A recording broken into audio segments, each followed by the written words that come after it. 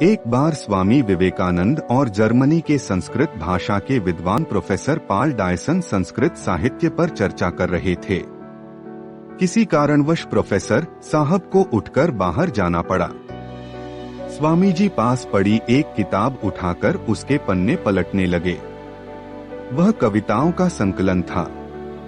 वे उसे पढ़ने में लीन हो गए।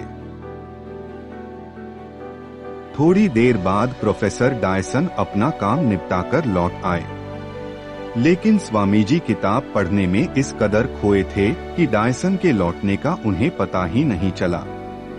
कुछ देर बाद डायसन को लगा कि स्वामी जी जानबूझकर उन्हें नजरअंदाज कर रहे हैं। पूरी किताब पढ़ने के बाद जब स्वामी जी ने अपनी गर्दन ऊपर उठाई तो डायसन को सामने बैठकर इंतजार करता पाया। वे बोले, क्षमा कीजिएगा, मैं पढ़ रहा था, इसलिए आप कब आए इसका पता ही नहीं चला। स्वामी विवेकानंद द्वारा माफी मांगने के बावजूद डायसन के मन का मलाल खत्म नहीं हुआ। उन्हें यही लगता रहा कि स्वामी जी ने जानबूझकर उनकी उपेक्षा की। स्वामी विवेकानंद उनके मन का भाव जान गए। उन्हें दुख हुआ।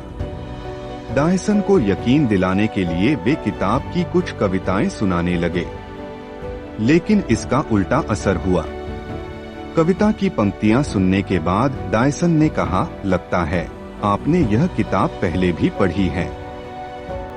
डायसन के इस तरह सोचने का कारण यह था कि 200 पन्नों वाली किताब कोई व्यक्ति इतने कम समय में नहीं पढ़ सकता था।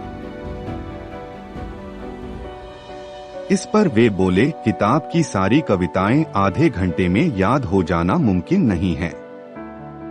तब स्वामी विवेकानंद ने कहा, मिस्टर डायसन, जीवन में सबसे महत्वपूर्ण है एकाग्रता।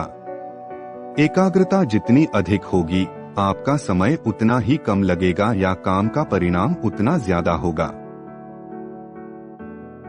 तो मित्रों, अपने काम में आप अगर एकाग्रता रखेंगे तो काम बेहतर होगा। काम करते समय आसपास की चीजों को नजरअंदाज करना सीखिए।